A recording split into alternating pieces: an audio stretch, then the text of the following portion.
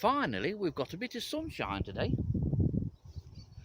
Seems like ages since we saw sun, but at last we've got rid of the leaden skies for the last few days.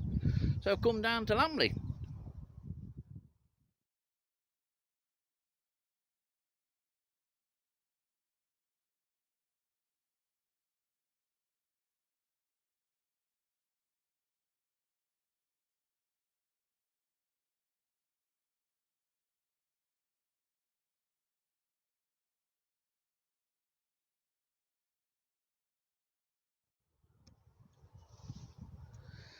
If I told you that I was up the Wongs this morning, would you be any the wiser?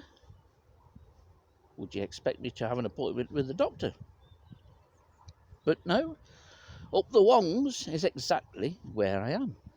The Wongs being an old term for field, if I remember right. This is Lambley. Well, that's Lambley over there. I'm over here on the Wongs. I've just told you that. I've come for a wander round because this, for me, is where my invertebrate interest and natural history interest all began. We'll be having a look at it.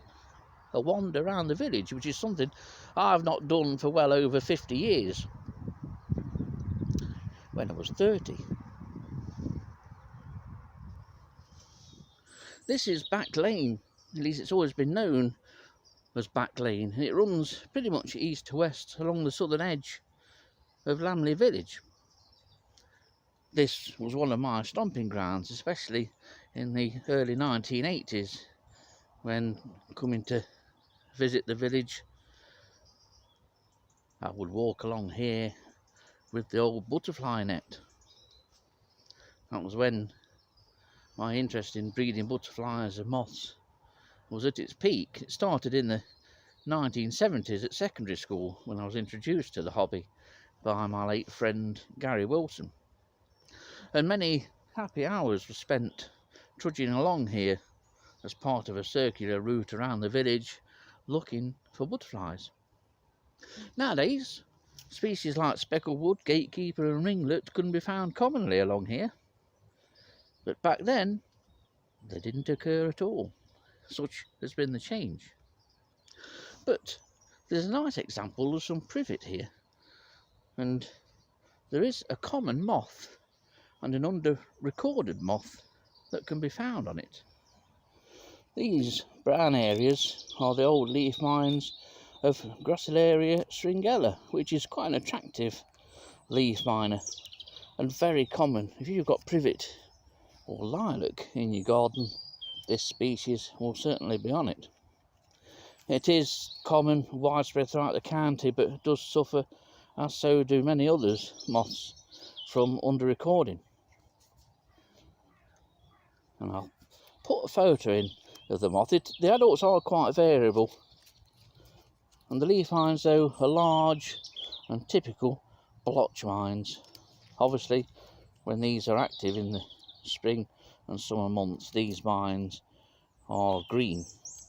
They turn brown with age, but it's a common species and one to look for if you've got privet or lilac in your garden, and you can look for it today, as long as there's some leaves remaining on your privet. And this one here is particularly sheltered.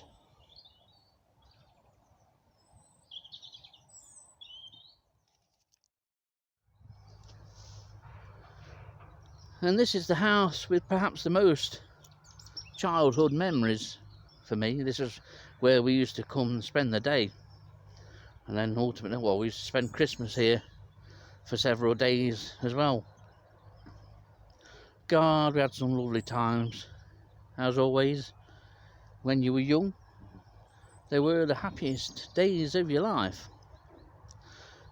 And this house, it stands, well, at the time it stood in half an acre of orchard, and between the two trees directly in the centre of the shot there was the gate, and that's where the cattle came or were driven up to access this field, this bit of field. There's quite a ridge in it. I was quite surprised actually. I couldn't remember it being so much of there's a dip that you can see just in front where it runs down there. But we used to play football on that bit, and there used to be a trough to the right, to the left hand side, and this trough was constantly fed with water. And I remember putting a few sticklebacks in there once, and they remained and bred for years and years afterwards, and I dare say they were still in ultimately when the trough was removed. I don't think there are any original trees still in the orchard. There's possibly one I can see, but otherwise it's all changed. All the outbuildings, there was an old cottage, one up, one down, that's now been converted, and the old barns have all been converted into dwellings. It's totally different now, although the main frame of the original house is pretty much still the same, with a couple of little extensions on and a conservatory. But I spent many happy hours and days playing and looking for birds and insects in the orchard and in this field. It's probably, again, nearly 50 years since I stood where I am now. I've now walked up what we used to call Backfield, although we always used to call it Bidsfield because it was owned at the time by William Hardy, otherwise known as Bid, who was sort of the J.R. Ewing of Lambley, but rather than oil, it was cows. Started off, his dad gave him one cow, if I remember what my dad told me. Ultimately ended up with lots of cows, lots of land, and a nice big house. He also used to train racehorses, which I followed avidly. Thankfully, I didn't put money on each time any of them run. Otherwise, I'd have been seriously out of pocket money, but he did have a few winners. But one of the biggest changes in this view is on the hillside in the distance there in the centre of the screen, with the new, well, you can call it a forest, really, because it's large enough. And that's all been planted in the last 30 odd years, really. Because in those top fields was where Gary Wilson himself used to come and observe meteors. In 1983 and 84 were the big years that we used to come and observe from up there. God, did we spend some hours up there. There used to be a couple of trees in the field at the time, just grass fields, but now just private forestry. I don't think you can access it, I'm not sure. But that's a big change on the view from here. This field that I'm standing in now, though, look, my shadow looks thin on this, thank goodness. I'll leave it in. But this field now been ungrazed. Don't look as though it was touched last year. And this is one of the finest examples of a ridge and furrow field. It's never, not in my lifetime, ever been ploughed. But obviously, many, many years ago, it was. I don't know how well the ridge and furrow will show up, but I'll try and get a shot that does show it up. Now this is the I suppose you could call it modern side of Lambley. This is council estate. Well, it's the only council estate in the village, to be honest. There are a couple of other private estates, and of course the village is ever increasing with numerous new builds. But these houses in front have always been present as long as I can remember. Most of them are situated on Cromwell Crescent, which also hosted at least 3 aunties and uncles that I can remember. But right on the very left-hand side of your screen, you'll see in the distance yet more new builds. And that was the site of Sunrise Farm. And that's where my Uncle Wilf and Auntie Eva lived. And I would occasionally also go up there on Sundays. I loved to help out and spend the day up there with my cousins Richard and Cyril. But if I had to say one person's name that probably inspired me, although I never realised it at the time, it would be my Uncle Wilf. And I've always said that if I could speak to one family member that has long since died for an hour again, it would be my Uncle Wilf. He could relate. He was one of the old farmers. He could remember when these fields had corncrakes and when there were nightingales. And even when I was a kid, say 40, 50 years ago, corncrakes, well, they weren't in Nottinghamshire, full stop, and they hadn't been for years. He was a link, a tenuous link, with better times in the past. Certainly better times in regards the county's and Lambley's wildlife.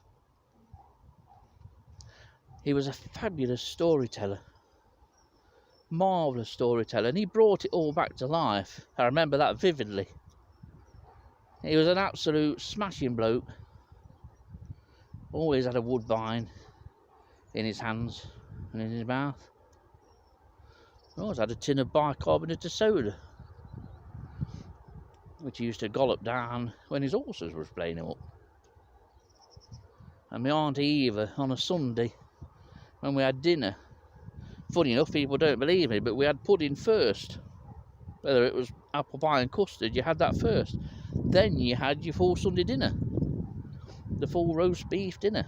And after dinner, on an afternoon, she would make batches of bread. She'd also make Bakewell tarts, but the bread, we used to pick a couple of loaves up on a Sunday night. And after my mum and dad had been to the pub and had the usual skinful on a Sunday night, and we'd go home. And I remember sometimes the bread, my Auntie Eva's bread, was still warm when we had lashings of Lurpak butter chucked on it. That's why I'm so thin today, you know. It's all them loaves of bread. By God, was it nice bread.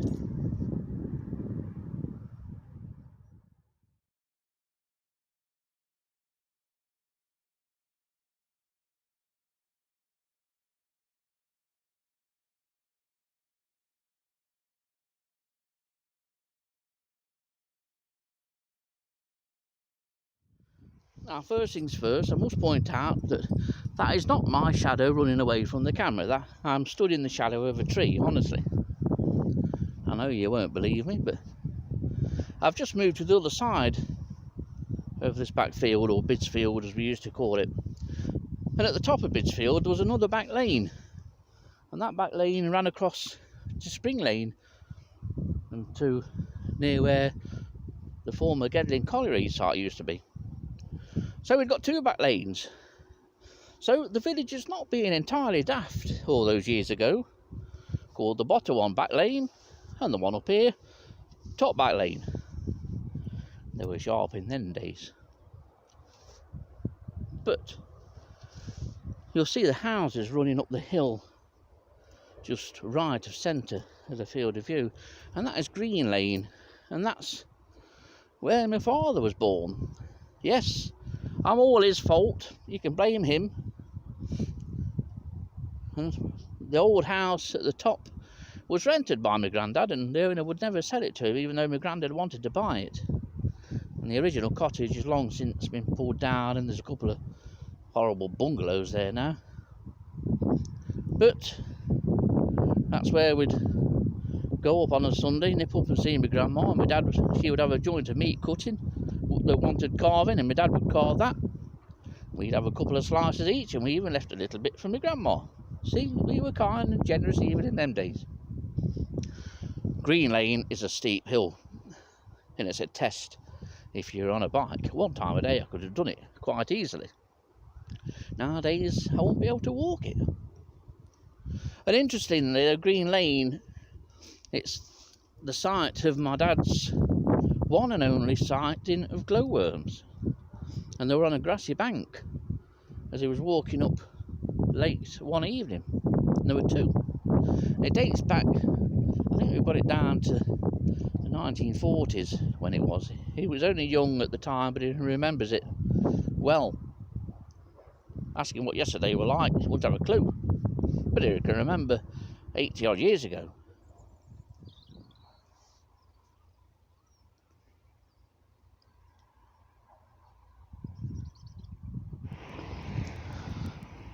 I'm trying to film this between traffic. I might not manage it. In fact, there's a van coming. But this is just looking back to where I've been. But I can't help but notice again how well the fields look. They're not usually as green as this. Everything is growing, even in the grass in Bidsfield where I've just been. That grass is growing. And the name Bidsfield has reminded me that a lot of Lambley's fields, as is no doubt true around many other villages in the UK, but most of the fields were named. And I will include a map that my dad's sort of gone over, and what I can remember, the field names have named them. So if you like your history and you live in Lambley and you want to know a little bit more about it, when I insert the map in, freeze frame, and have a look. Printed versions can be given on request. But the field that I was in next to that, it's now completely overgrown, but that was always called Craggies. That used to be two fields. In fact, it still is two fields, but the bottom part of the field is now just scrub that's grown over in the last years. But this, where I'm standing, is Dark Hole, and I'm going to cross over here and have a walk along and say hello to my cousin Richard.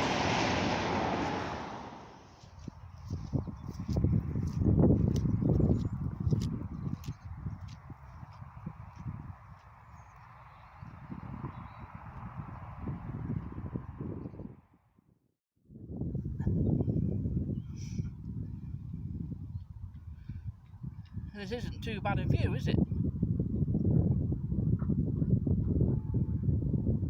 And my cousin Richard has this view for eternity, because this is where Richard is buried, in one of the fields that he owned. And this was where he'd always said that he wanted to be buried, and his wish was ultimately carried out upon his death.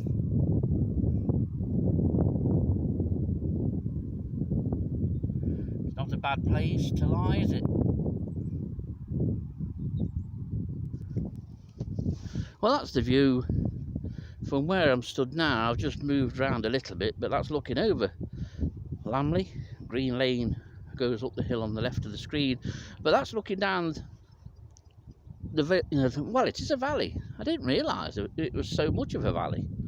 But that's looking down Park Lane down to Loudon, which you can make out in the distance. The woodland on the skyline on the right is Ploughman Wood, which never featured in my natural history interest development.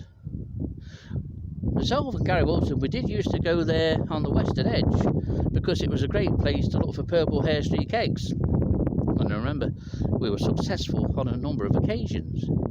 But at that time, you couldn't go in Ploughman Wood because it was still owned by the Borstal. And I can remember now the Borstal boys doing cross-country, running around Ploughman Wood in white t-shirts and blue shorts and looking extremely pissed off. their fault.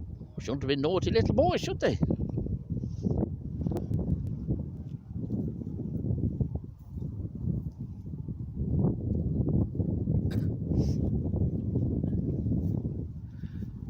The view behind me up through the valley goes all the way up to Lambley, and the trees lining at the bottom are Lambley Dumbles. But Lambley has two Dumbles. There's this one here, which runs from the end of the main street near what used to be the Nag's Head pub, now called the Lambley, and the other one which runs from the bottom of Green Lane, where the Woodlark pub is.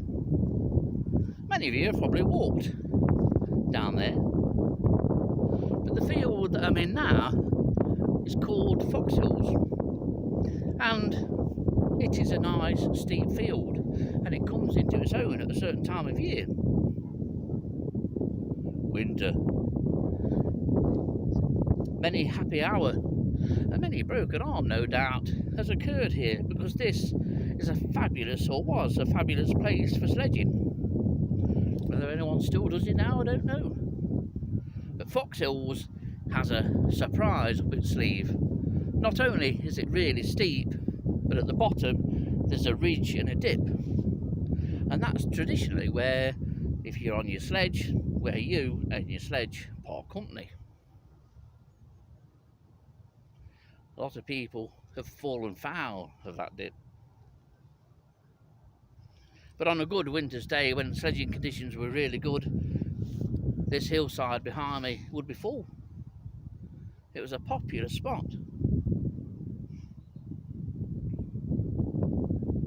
And you certainly, by the time you were nearing the bottom and realised that there was a ridge at the bottom, just before you made some rude exclamation, you were certainly travelling at a good speed.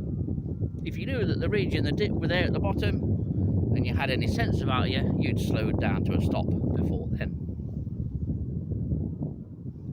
I'm just further down now, about halfway down Foxholes. You certainly appreciate, it might not show on the screen as much of a slope, but believe me, when you're going head down on a sledge, this is some slope. But what I wouldn't have liked to have done was to have ploughed it. It's never been ploughed in my lifetime, and I don't think it has for many years, but this is another field in Lambley, or around Lambley, that shows ridge and furrow. But imagine going up and down here endless times, following the horse with a plough and walking it, no tractor. Unbelievable. They won't do it nowadays without a John Deere, would they? All the tractors are available, of course, but they still make masses. They still going.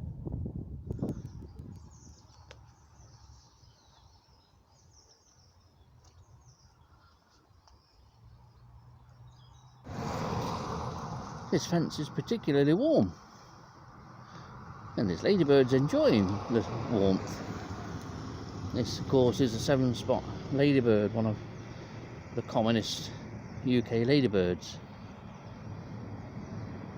And you can see, proper enjoying its little self, innit? Right, I'm standing near the school outside the Lambley pub. Used to be the Nag's Head in the good old days, and that's looking down Main Street. On the right of Main Street runs the old Lambley Dyke, but on that side now it seems to have been covered over, which of course is great for the wildlife that lived in it. Well, I'm stood on the now increasingly noisy Main Street, but this is looking up Mill Lane. I'm not going up it because it's a hill, and it's changed unbelievably with new builds all on the left hand side here, but the more traditional Lambley cottages and houses on the right.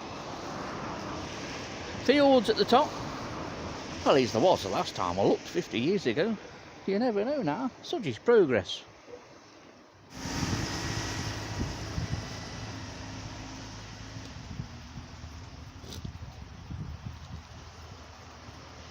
One time of day that would have been a Barton's bus. Probably the old Len driving.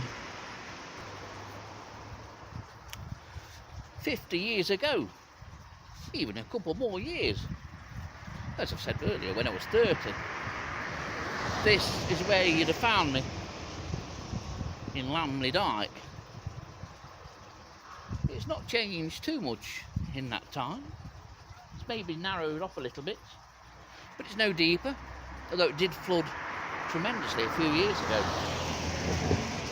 This is probably one of those sites that did instill my interest in natural history. It certainly helped it anyway.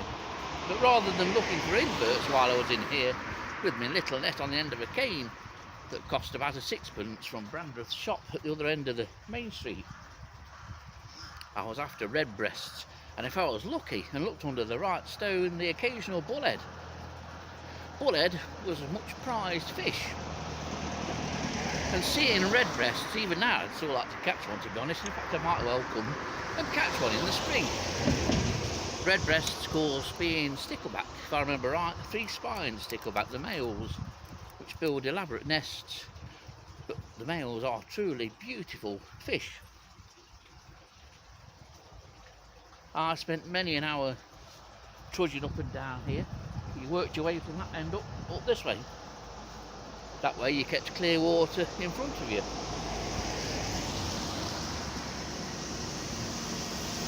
This was where I caught the frog. The frog that I mentioned earlier in the video. I'm not catching one today. I'm going down there.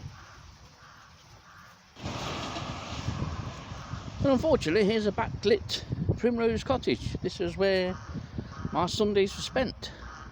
Where the two cars are parked used to be a garden. And that's where I'd spend hours waiting for small, large or green-winged whites to fly through, and then I'd catch them with my net. Such happy days here. But like I say, I can't remember my interest in natural history being sparked or encouraged by either of my grandparents, either on my mother's side or my father's side. I think, if anything, it was more the setting, coming out here every Sunday as a child. I realised, even then, and certainly now, just how lucky I was. Most of the kids that I were at school with didn't have the opportunity to visit the countryside. Yet it was a weekly occurrence for me, and I loved it.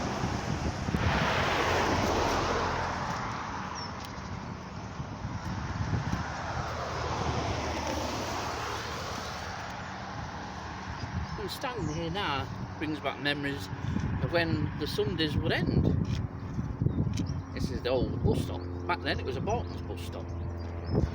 My mother used to stand here, and either me or my brother would come down there to the Robin Hood pub and stand, because from down there you could see the buses that came down Green Lane, over the top of Green Lane. We'd shout it were coming and then run up here. But most Sundays we were driven home in the car. It was only occasionally that I remember us having to catch a bus back home. And here's the old Lambley spring. As far as I can remember, never stopped running, although it did come dangerously close, if I remember right, in 1976, the famous drought year. You can't access it now by the looks of it, not without a struggle at least. But I remember that after many years of threatening to, we came down here with a kettle, filled it up and made a cup of tea out of the water. And it was all right, I can tell you that. Lived to tell the tale. I'm now stood against what used to be Dennis Brandreth's old shop. Brandreth's was one of those shops that sold pretty much everything in the village. There were never many shops in the village. There was Brandreth's and Brooks's, and then there was the post office. But across the road there, where at the end of Church Street, where it joins Main Street, apparently it used to be called the Lambley Parliament, because that used to be the meeting place of many of the blokes in the village. My granddad was one of those such blokes. and they would meet there and discuss the goings and doings of the day before going into the pub. No doubt the world was put to rights on many an occasion. And this is the bottom of Green Lane. The little cottage at the bottom there was my dad's Aunt Clara's. That was some cottage. And this, of course, is the Woodlark Inn. Strangely named. It's always been the Woodlark. And yet, woodlarks never occurred here. And they didn't occur in Nottinghamshire until about 20 years ago. And yet this has always been named after the woodlark. And this is the bottom of Green Lane, looking upwards, obviously. Myself and Gary Wilson used to leave his bikes here at my dad's Aunt Clara's house on the left, just out of shot, while we went off chasing butterflies down the Dumbles. We never caught for collection, we just caught, we wanted females, a couple of females or a female and a couple of males just for breeding, and then subsequently rearing the caterpillars. I remember when we came down here the last time, we found gatekeeper and ringlet. It was the first time we'd seen both species in Nottinghamshire. We used to have to go down into Leicestershire or Northants to see both those two, species, but both are now widespread. I even get them in my little terrace garden in the middle of Warsop now, along with speckled wood. All three species that you never got in the 1980s here. And I remember seeing Holly Blue not far from here, the first one. I remember that vividly. So now I'm going to walk back down here and we'll cut back through the reed pond and have a look at the reed pond, and then it'll be time for a bit of snap and a cup of tea. Well, I've just entered the reed pond area, which takes some seeing now, the reed pond. Boy, has it grown up, but there's a fabulous stand of alders at this end, but there's some little walking group going through. I think I'm the youngest. Mind you, they all look fitter than me. But the reed pond, famous in birding circles in Nottinghamshire because this had redneck phalarope many years ago. Today, as I stand here, I can see at least two little egrets tucked away in the trees here. Now, the amount of growth around the reed pond is tremendous. In fact, you may well be able to see the little egrets now, more or less dead centre. One's low down and the other one's more obvious. These birds are now everywhere.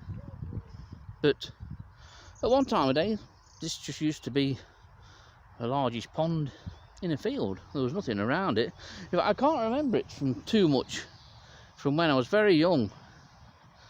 I can't remember it all, but then I remember it either being scraped out again or something was done to it and it was sort of reinstated. And ultimately, Nottinghamshire Wildlife Trust took it over. They've since sold it. In these last couple of years, I believe it's been sold to Lambley Parish Council, but the worrying thing is that this, although it's only a small reserve, it's one of a number which has disappeared off the Nottinghamshire Wildlife Trust website. I'd noticed that there are,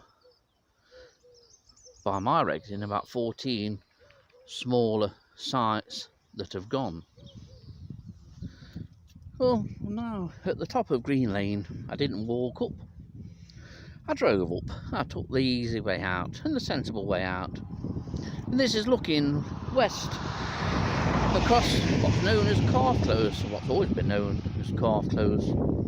In the distance there you can see the woodland or forest that we saw earlier from the top of Foxholes.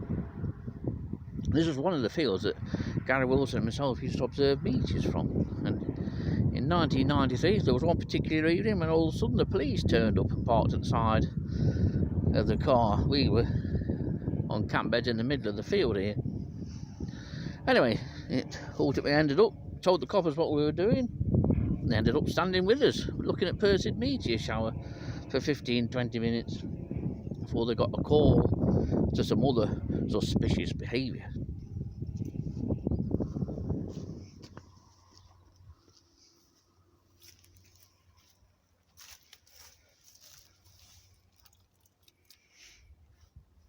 And at the top of Green Lane, against the car close, stands this old oak.